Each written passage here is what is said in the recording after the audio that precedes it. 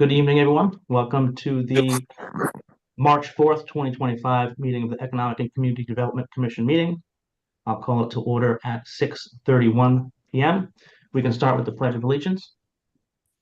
I pledge allegiance to the flag of the United States of America and to the republic for which it stands, one nation, under God, indivisible, with liberty and justice for all. So Beryl's not here with us this evening. Do we have everyone else? Is anybody else absent? Terrence, I don't see Terrence. Terrence and Marshall, when I went back through my emails, they're not available tonight. Okay. All right, can I get a motion to approve the February 4th, 2025 minutes? This is Evelyn. I make a motion to approve the February minutes. Thanks, Evelyn. We have a second? I will second it. Thanks, Fred. Any revisions, any corrections? They look pretty good to me. Do we have a quorum? Yes. Oh, okay. Any corrections? No? All right. Can I take that by unanimous consent? Any objections? Nope. No? All right, great. Thank you. All right, on to the director's report. Rena? Okay, I just wanted to quickly up front mention tomorrow morning at 8:30. I know Evelyn, you RSVP to attend, and I know it's a tough time for some. Fred, are you able to come over? Yes, I will be there. I RSVP through the chamber and the BRBC. Okay, Yes. so Okay. if anyone else can make it, please come on over. So it's at the Trumbull Council Chambers. We're teaming up with the Trumbull Chamber, their Coffee and Connections, which is a networking monthly event that they host around the region. And it's in Trumbull this month, and we teamed up with them intentionally as a way to celebrate two young entrepreneurs. They're both residents of Trumbull. One goes to Madison Middle School, one goes to school outside of Trumbull, who have started a business. And we just wanted to have an opportunity to celebrate them. We've been discussing setting something up. I've been discussing with their parents since November, and this was a good opportunity to do it. So I hope as many people as possible. Shanice did from the Trumbull Times and Connecticut Post. She RSVP'd, so she is interested in the story, and which is a great thing. So I hope we get a nice crowd. We're also using one of our local restaurants and a Trumbull Chamber member, and Gia coordinated our breakfast from Mariana's. So I think it's always great to support a chamber member and a local business. So I hope you're going to come, or if you can't make it, I'm sure there'll be some press that we can share with you. Sticking with events, just taking my report a little bit out of order. Our next event is March 12th.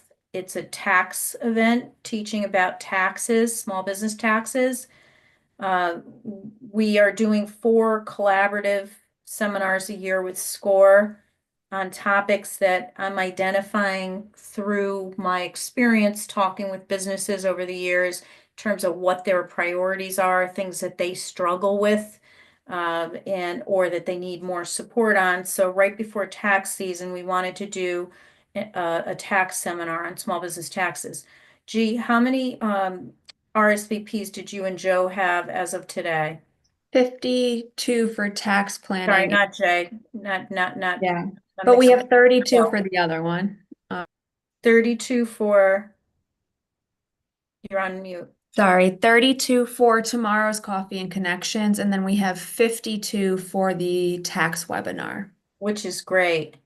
And that tax webinar is going to be taped, so we're going to be able to post that on our resource center, on our electronic resource center on our webpage, but also blast it out to our business list.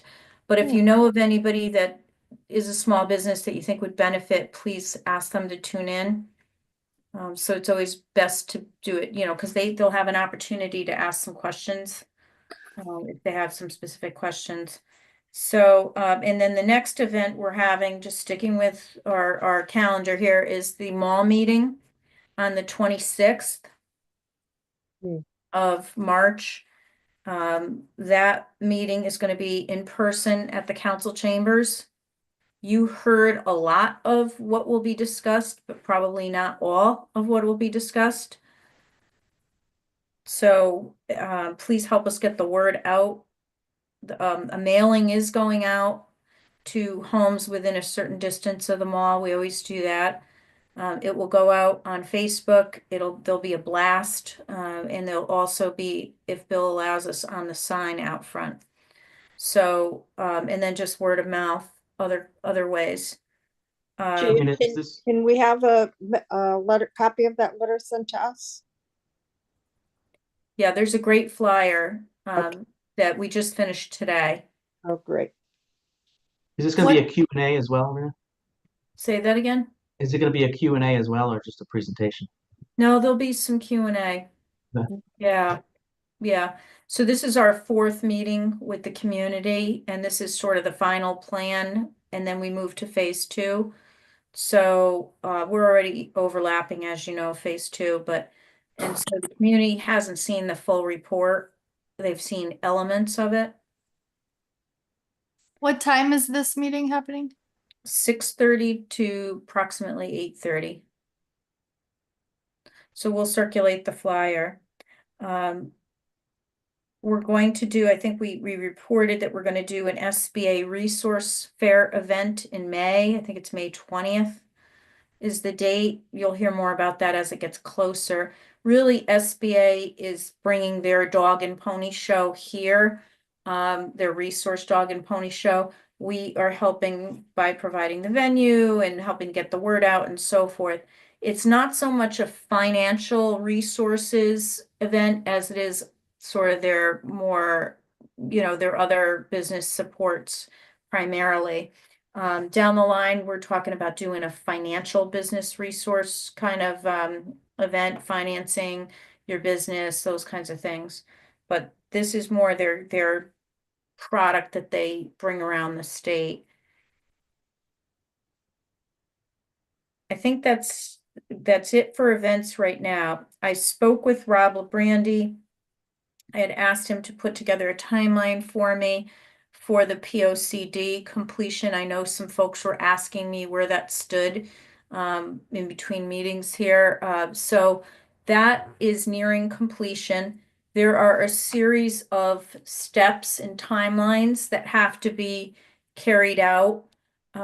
Vicki and I will be commenting. We're going to get the final draft document on the 17th of March, and the staff, meaning Vicki, myself, Rob, and whoever else Vicki would like to look at it again, we'll be looking and doing some edits, and then there will be a presentation at a planning and zoning meeting. They're going to set up a special meeting to take this up, and then it will eventually make its way to the town council, MetroCog, and to the town council. So there's timing in between that's required by state statute, 35 days for this, 60 days for this, in between. So the final adoption will probably be in June, but the document should be pretty solid in the next few weeks.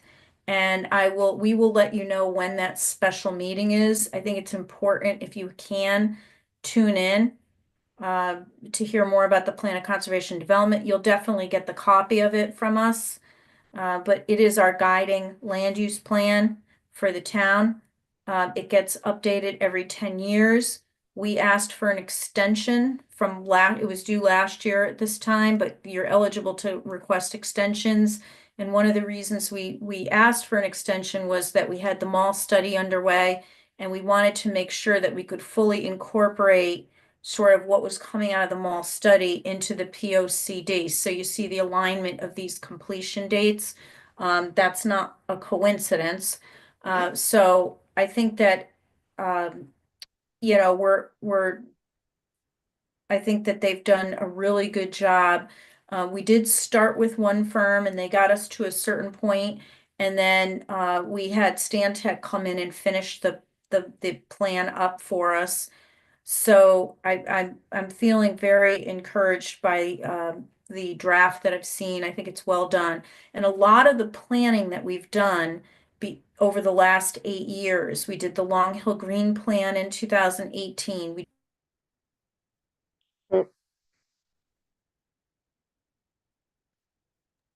think you froze, Rena. Yeah,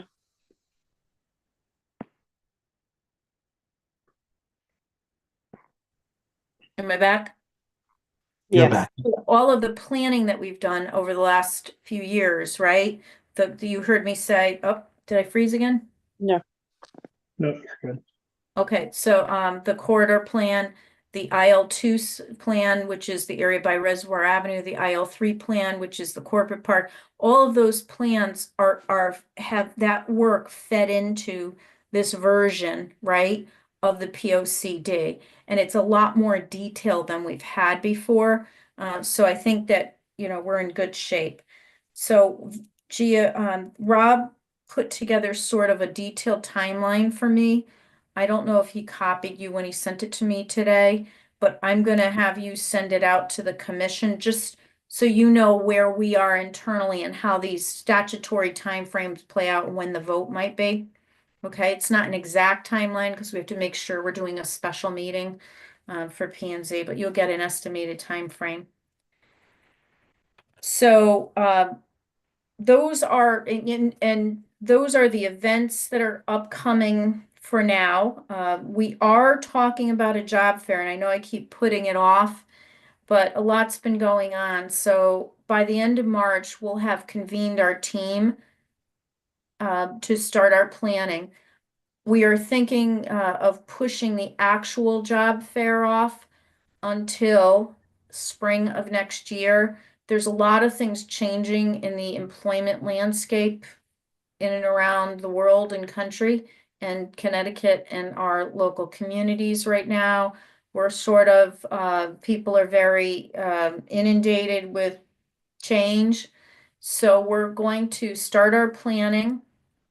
I've already drafted a plan outline, but start to get our team together and give ourselves the time to do this right because we would like to probably make this an annual event. So you know how we do restaurant week once a year? It would be like our annual job fair. So we have a lot of groundwork to lay, but then second year, third year, fourth year, it's a lot easier, right? I have already been talking to employers.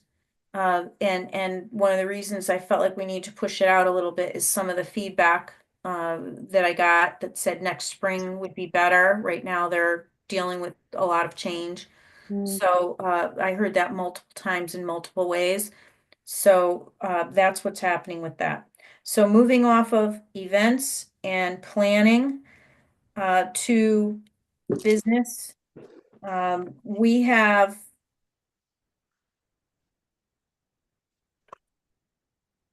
couple of things that went down at the Planning and Zoning Commission meeting. I just want to recognize our Vice Chair, Justin, for a minute. Last February meeting, you'll remember that you all approved a letter of support for the One Trefoil.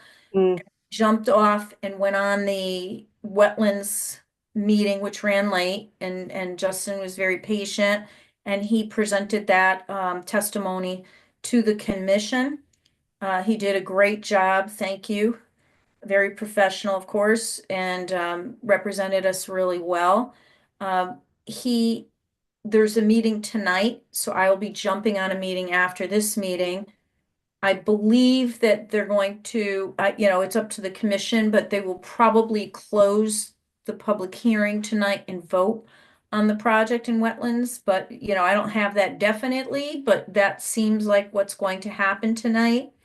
And they have already filed their request to be on the police commission agenda for March. So they're on the agenda for the police commission this month, and they're on the planning and zoning commission agenda this month. So they're not slowing down the applicant, even though they're being appealed. They're gonna keep going through the Mhm. process.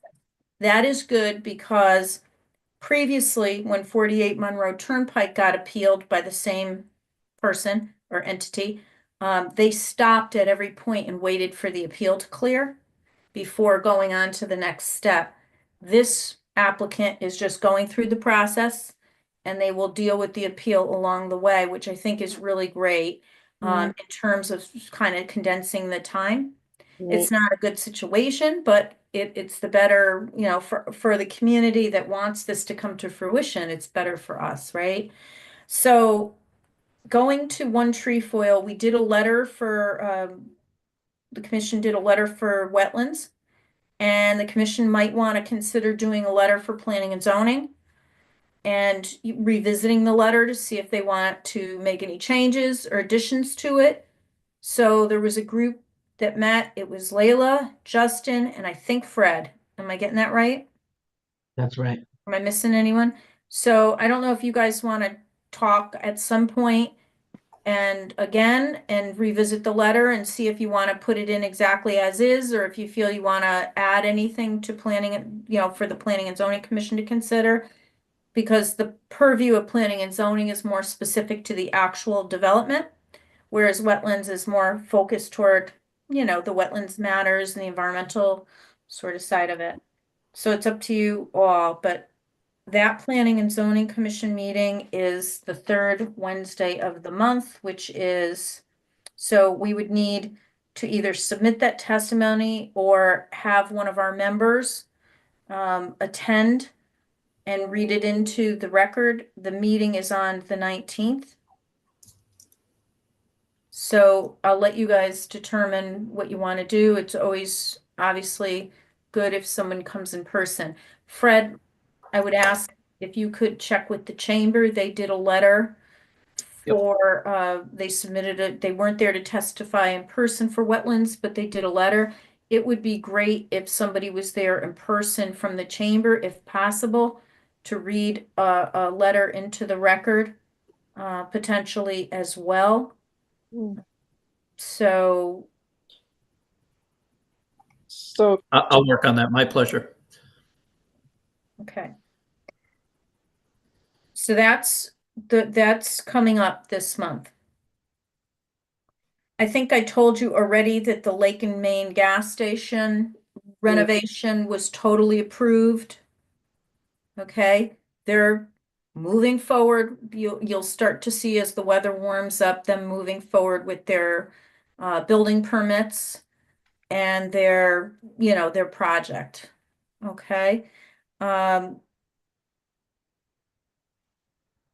6 Cambridge, unfortunately, the second person that was considering going under contract for the storage facility after the first one, the second one decided not to go forward based on the numbers not penciling. I had a meeting last week with another group who's taking a look at the project right now as well. As the weather starts to warm up, the circumstances with grass and being overgrown and all of that starts to get out of control again over there. So Brian Fitzgerald, who's our blight officer and our zoning enforcement officer, he's all over it. He's done a great job policing it, and staying on top of the blight to the best he can within the statutory abilities that he has. 12 Cambridge, which is the building next door, they, at Planning and Zoning this in February, their text amendment that would allow senior housing to go forward under certain circumstances in that area was passed. It passed on a 3-2 vote. And so we expect that a site plan will be coming forward imminently for 124 units of senior housing with 10% of affordable units. So we'll look forward to that. Some issues that I want you to be aware of, how I feel about certain thing that's happening over there. That text amendment, the way it's written could apply to other properties. Sort of, so another group, and I shared this with some of you privately, but another group that had looked at One Trefoil, trying to do senior housing there, which we told them no. Mhm. Back a couple of years ago, a year and a half ago, before this we said, no, that's a commercially viable site. We don't want senior housing there. And they kept at it, kept at it, kept at it.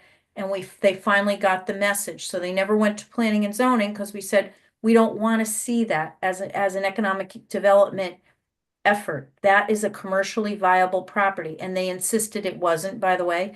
And now it's under contract for commercial development. I just want to go on the record as saying, we were right. So now I said to them, this is back a while ago, why don't you look over at Cambridge Drive? There's some challenges there, senior housing. So they talked with some folks over there that didn't work out. They've landed on the Avery Abrasives property on the corner of Sure. Reservoir Avenue and Lindeman, actually saying that I sent them over to that corner or that area, which isn't really the case. I sent them to Cambridge Drive, that neighborhood, but Mhm. not to Reservoir. I never mentioned Reservoir Avenue or Lindeman Drive. So Avery Abrasives is looking to sell their property, and they've kind of landed there, and they were trying to push their way into a project. So we met with them, told them that we don't want to see senior housing on that corner. It's nothing personal, and I'm sorry that this is the second time that the same group wanted to put a senior housing, but it's a commercially viable property. That corner, if you look at our planning studies, okay, that corner is called out multiple times throughout the planning study as a corner that could have additional commercial development, is sustainable as a commercial property, could have neighborhood scale commercial development like a Madison Village type of concept, or could expand the existing industrial commercial use. But it's a very good corner for that. And we don't want to see housing take up commercially viable properties that have life in them. We have other places where we can do housing, diversify our housing stock.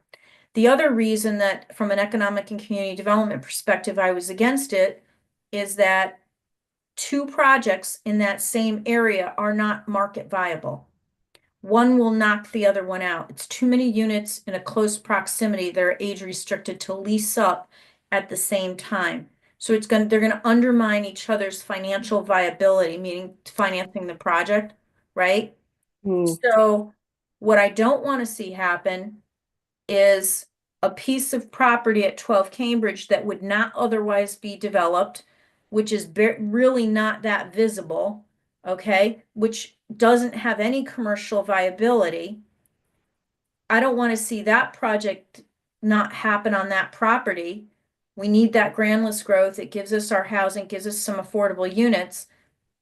And then they're keeping the office building next to it, so we're not losing anything, right? And it cleans up that whole corner. I don't want to see that opportunity knocked out from a market perspective because somebody's bullying themselves onto the corner that's going to take down an existing commercial property, right? And then rebuild on it. And so that we'll have groundless growth, but it won't be as significant, right? Because you're doing a minus before you build. Then you're going to knock out another project. So it has nothing to do with who's proposing it. It's analyzing the economic development opportunity and impact of both. And so I spoke against it. They're, people that represent the applicant went around me multiple ways and times, and that's a story for another day. But, in my opinion, and I want you to know how I feel, because that's just who I am. I'm telling you how I feel. I'm not here for me. This is about, do you want to maximize your groundless growth? Do you want to forward good economic development opportunity? Or do you want to just throw it up to the wind? Okay. So the community doesn't realize how many times we intervene to stop things because they don't hear about it, to preserve commercial properties that are viable. I'm giving you 2 examples now, right? And we need the support of our land use boards to recognize that at some level, okay? And to trust that we're analyzing that. So if a project starts to move too, and you're giving people false hope that this project may get passed or whatever, they're wasting a lot of time and money. I mean, what good is that? What kind of a business approach is that? My approach has always been be honest with people on the front end. To the degree you know that if you're not going to support something or if you feel it's the wrong land use for an area. And by the way, if you think it's the right land use for an area and the right economic development, I shouldn't even just say land use. I'm talking from the economic, is it the right economic development project or the wrong? You know, not everything belongs everywhere, but we might need some of this, but does it belong on that spot? Are you following me? Mhm. What I'm saying? So it's been somewhat disappointing to me to see sort of that project try multiple ways to go around the feeling of the economic development staff and director and the other key people in the leadership of the town, and including pretty much all of us. So we'll see what happens with that project, but it has some people who know people on their team.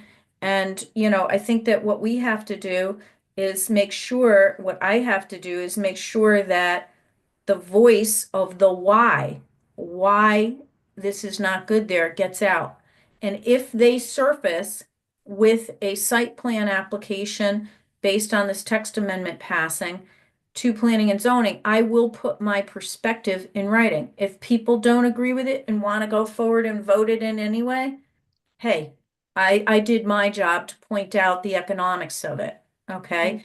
And the issues with it. And if it doesn't go through, I ask myself, why did we waste so much of this and this developer's time and money too by giving them any, you know, sort of indication that this might be a good idea, especially when our planning documents don't support it. And when you have all of your key staff on economic development and in the administration not supporting it, okay? So you know, and I don't think that corner having 4-story buildings on both sides of that corner is a good look. It's really dense. And when the Woodside came, I think I told you this, where the former lumberyard is, they had multi-story buildings all to the road. And First Selectman Tesoro said that is too dramatic a shift from the single family homes to the multi-story buildings too close. It's not like it's sitting downgrade or below or but you know where you can see or there's a street in between. This was like right there. So she came up with the idea actually and asked them, can you shrink down the front of it to townhouses? And they agreed to do it. And that was something that was kind of would have been a deal breaker for that project. But they took the scale down so you see it more scaled to the residential. So that's yet another reason why the Avery Abrasives property is a real struggle. And for that, now I believe I could work with the property owners and their brokers to find other potential uses, you know what I mean, for that property. So to be continued. The other thing that they did at the Planning and Zoning Committee meeting Hi. was they turned down a workforce housing Okay. proposal a few doors down. And that was a 4-1 vote. It was 48 units of workforce housing, which had an 80%, that 30% of the units would be income restricted at 80%. Now, the reason I thought that was a good idea is I believe they probably will come in with an 830G, which will be a much more dense proposal. So now that goes out of our hands locally. Let's hope that that doesn't happen because I think more density there would be a bigger upheaval to the area.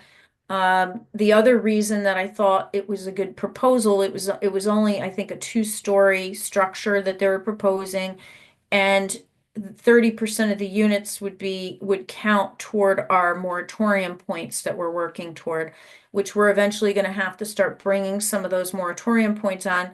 And also, workforce housing is designed for people, you know, that work in town, whether they're teachers or police or fire, we don't have paid fire here, but whatever, people that make middle wage jobs, so that they can have somewhere to live. So we'll see what happens with that. The entire state is talking about workforce housing strategies. It's not as the affordability isn't as low as affordable housing. It's sort of that step in between affordable and regular market rate. And we'll have to see where that goes. So I know I was getting into a lot of details, and I'm struggling to explain all of this without a map. I'm thinking next time I should share a screen or in person, show you a map and mark some of these properties. Or what we should do is walk it someday and kind of talk about it as we're in the neighborhood, because I think it's important for you to see what's happening throughout Yep. that neighborhood.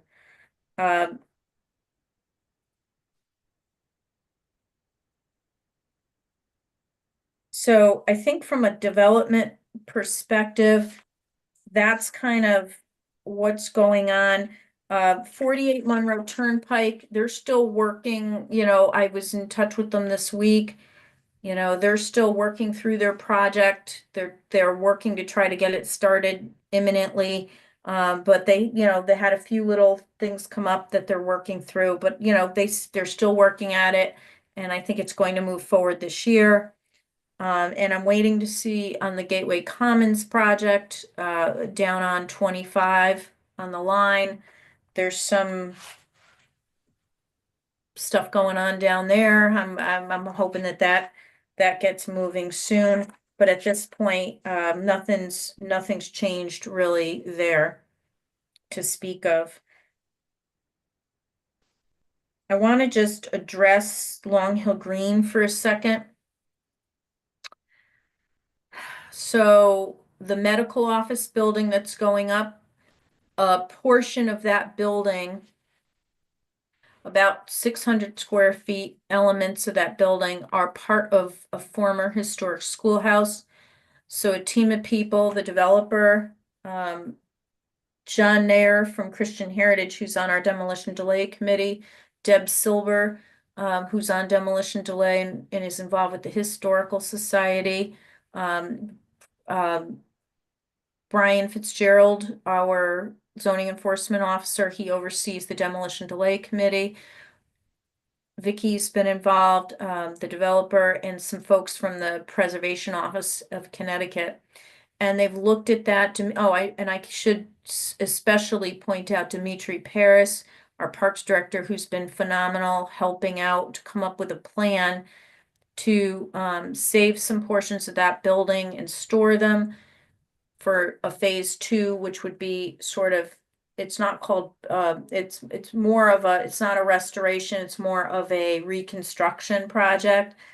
So that schoolhouse, elements of it will be saved for an eventual reconstruction of it at a place to be determined. But there's some pretty sophisticated folks around the table that are working on this project. So it won't delay the development project because we're moving on a timeline.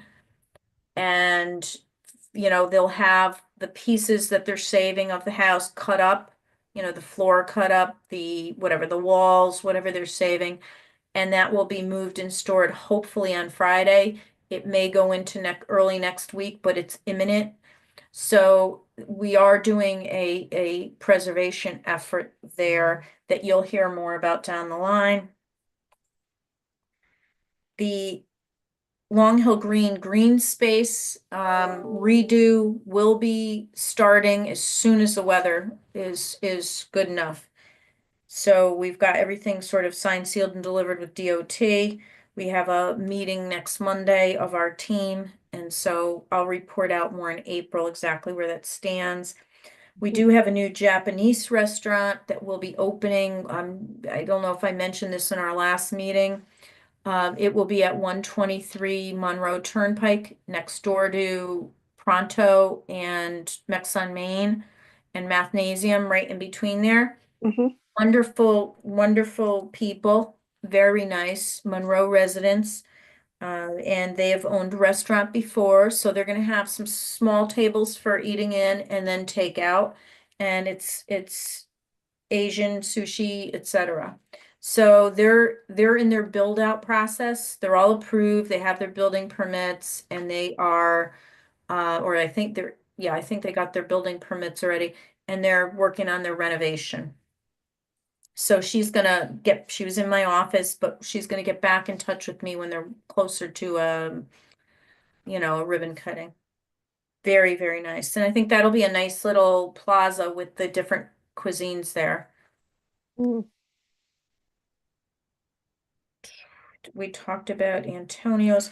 There is an open house over at the orthodontist office that opened, Fred, in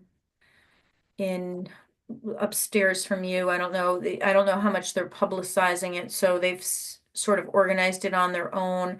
They contacted the first selectman's office. It's upstairs at the orthodontist office that has located in Trumbull Center, right above Webster Bank. Oh, Fred, you're not there anymore. I I was forget. gonna say, yeah. Above your old office, Fred. Great. Justin can walk over. Yes, to the corner of me. Yeah. Yeah, Right. I'll send you the open house stuff, Justin. I don't think I have anything. Do we know of anything over at the White Plains where they tore down? Do we know? So they can't do much more till on what they've torn up until the weather changes. So it's going to look pretty much like that until the weather changes. Hopefully, once it gets better, they'll install the green space up front. I don't have a timeline at this moment for when they're going to start the potential project to the rear of the site, which is the mixed-use building. But they do, they will be as soon as the weather turns, they're supposed to install the pocket park too. It's actually a pretty big space. I was over there yesterday. Have you walked it, Justin? It's bigger than I thought it was going to be. That I have area. not. No. The area to the front that's going to be greenscaped, and it's going to have some elements in there. Is that expanding? Do you know if the green space is going to be expanding or is it going to be the same sliver of land that they have now? So where the buildings were is going to be green space. Hmm. So there was a little green space in the front of those buildings that came down. Hmm. Now where those buildings came down, that's going to be green space also. Oh, so they are expanding it. Okay, that's good. Yeah. So if you don't, it's all fenced off, but if you get out of your car and actually take a look, it's bigger than it looked. It looked on a piece of paper, it's not huge, but the area I think will soften the look of the plaza. And I think as they build to the rear, it'll be a nice amenity for people too that live there because you can come out and have your coffee there or whatever. I think it'd be nice for the businesses and people taking the trail. So, and your customers there, Justin, they might Yes. wanna, after they look at their bank accounts with all that money in them, they might want to go count their money next door upside down. Maybe they'll hop next door and get some ice cream and sit down. That's it. Exactly. So if I get any information on the start of that, I'll let you know. I just lastly want to comment on the Veterans Center. The bid documents for the superstructure, meaning the vertical construction, are up at the state being reviewed. Once we get that back, the team that's working that gets that out, procurement folks, Kevin Bova and friends, get that out on the street. We'll have the bids back in about 4 weeks once they get it out. So they can't put it out to bid till the state finishes their comments and gives us the authorization to bid because we're using public money. So imminently. And then once the bids are awarded, that will go to construction. So it's going to be great. I mean, I think we're really moving along on that project. I just wanted you to know, to date, we've raised $4,029,000 to build that building. And last week, I think it was last week or the week before, I applied for some additional money from the Small Town Economic Assistance Program, 497,000. The construction manager that was hired by the town thought we needed a couple $100,000 extra, and then we got a little concerned with, tariffs and steel, and we don't know what's gonna happen with the cost of stuff. And there's always extra things that we can add to the project, so we applied for $497,000. We won't know till April if we get that extra money. If not, they'll have to deal with the budget that they have. And we don't know, again, bids are funny. They can come back, somebody can bid low, somebody high, we have to see. When we did the phase one bid that took care of the foundation and all that, they came in within our expectations, so that was good. So hopefully that'll happen again. But I know that everyone here will be invited to when they have that ribbon cutting. And some of you were at the groundbreaking, and we had hundreds of people at the groundbreaking. Hundreds. So that's really great. And it'll be, the next phase will be breathing life into that building. The veterans groups will be doing that. The police and regional first responders will be planning their training. There'll be an effort to start rentals and so forth. But the building also is for us to do, we talked about the Economic Development Commission and staff doing, our business seminars there and different events there, and the chamber and the Rotary and others doing events there. So I think it will be a multi-purpose center that will get utilized quickly. I think there's a real need for space. So that's all I have right now. The mall. So there are Forever 21 is a closure that's happening. Unfortunately, they're closing like all their stores. So that's something we can't avoid. But there are some serious tenant interest happening for the restaurants and for the former Sequest space. I am hoping that they nail this down because we need some new tenants there. Ruby Tide did open. I stopped over there last week. T-Swirl, Bob Dunn just got back to me just now. They are imminently going to get their what do you call it? Their CO. They have a couple of little things to finalize. Saturday, Ross Dress for Less is opening. I'll be over there Saturday morning. That's at Holly Lane, but also the owner of Naturally You, who's opened a business in the mall. When I was visiting with her this past week, she told me that she's looking to expand and open another business in addition to that business right next door to her there. So that was good to hear. But it's still a challenge. We get some new tenants, we lose some tenants, that kind of thing. But I think moving through this next quarter, I'm hoping to see some more significant investment there and change.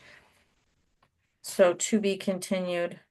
So the interest in the former Sequest would be an interest in the entire space? Yeah, it's 16,000 square feet, and it's a sort of family kid concept.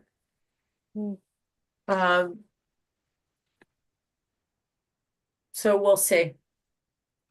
Like I said, I have to see the signed lease before, Does anybody have any questions before we hop over to wetlands? Massimo, None- happy none from birthday. We all owe You as Massimo well, Rena. happy 5-0, Massimo. Yeah, but I got a big one next year. I'm not All right. next Oh, year, wow. the big Thank you, 6-0 Rena. next year. Wow. Scary. But you did the 5-0, huh? I did. I saw Yeah. your cake. That was insane. Actually. That was cool. Big Did surprise. anybody, we'll have to show you a picture of it, but it was pretty, I got the feeling you like bourbon, is that what was in? What were those little bottles? Was that bourbon? That's what it was. Yeah. Yeah, That's bourbon. Mhm. that was the theme. That's It great. was kind of the theme of the night. Yeah. I waited 2 days to ask Kelly, how much did that cake cost? Because it was probably 16 inches high. Wow. I mean, the picture didn't do it justice, Rena, but yeah, it's cool. Wow. I'll share pictures. Yeah, that was It's fun. impressive though, even from the picture I saw. But I Yeah. didn't take it as that big, so that's interesting. Yeah, so was really, really cool. So good for you. Happy birthday, many more. Yeah, Thank happy you. birthday. Where Emily's is anybody interested? I have not gotten any inquiries directly for that space. Hmm. I have not. I have some other businesses I'm working with to identify spaces, but not for that space. Yeah. I just get all these questions, excuse me, from the public, you Oh, know, yeah. and so I said, well, I'll ask at the next meeting. Yeah, so far, I mean, if anyone's looked at it, it hasn't been, I don't know about it, but sometimes they're looking at it without me knowing. But I haven't heard of anyone looking at that. I have a photography studio, a tanning salon. I have a wine shop, some other like a craft beer kind of place. Yeah, no bakeries. No bakeries so far. Um, I have a few restaurant interests. So those are the kinds of people right now that are reaching out to me. Yoga studio, those kinds of things, but nothing for Emma's that's coming to me because that spot, it needs the right user. And the other thing too is it's tough because there's a lot of construction there right now. So Right. I think that's, people want to see that clear, they get nervous about that as it relates. So I was glad to see that they put the sign up that says businesses are open. Yeah, that I did drive. I didn't get out of the car, but I did drive in there just to see what it Yeah, it's a lot going on there right now. looked. Let's hope it just keeps moving and gets done. I think, if they get that front area cleaned up, we've got Antonio's there. If we can get some more businesses there, you can definitely see that back area much better where Porcelli's used to be. Hmm. I think that's positive. We just have to keep moving. It's a lot. Anybody else have any questions? No. Leila and Fred, if you are interested in regrouping for a subcommittee to revisit that letter, potentially submit something for March 19th, planning and zoning, I think that'd be a good idea if that's something that you guys are up to doing. Fred, do you have a BRBC update for us? Just quickly on the BRBC, just a reminder, there is a business expo on the 20th of March at the arena, multi-chamber event. Looking forward to seeing everybody that can attend. It should be a good conversation. And then just a recap, we did have a business networking after hours at 10 Asian Bistro last week. It was very well attended, and the owners just did an amazing job to show their cuisine, their customer service, and really put together a great event to showcase their location at the mall. So that's all the information from the BRBC today. Thank you. Thank you, Fred. All right. Anybody here from the community? Nobody, right, Bill? All right. Can I get a motion to adjourn? I'll make a motion to adjourn. Thank you, Massimo. Second? I'll second it. All in favor? Aye. Have a good night. Thank you. Good night, Bye, everybody. everyone. Welcome to Night. pop over to the wetlands meeting. Okay.